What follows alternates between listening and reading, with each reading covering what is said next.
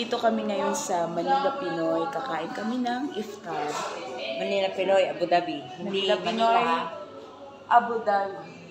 Hindi Manila.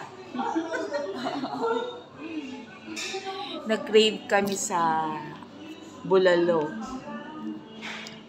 Actually, may crispy pata din sila dito pero sobrang laki kasi ng serving nila. So, bulalo lang muna. Next time na lang yung crispy pata. Ang laki ng crispy pata.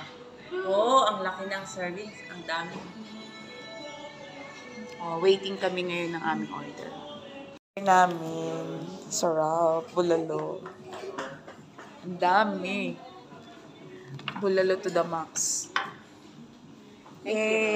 Trying to eat na kami.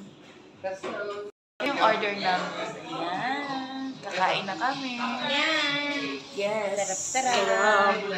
Yeah, bulalo time. Ikot kami sa box.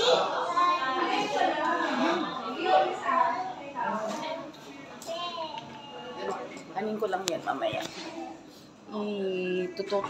Wala yung bunmaro niya. Wala nga, nagkalaglagan na nga siguro.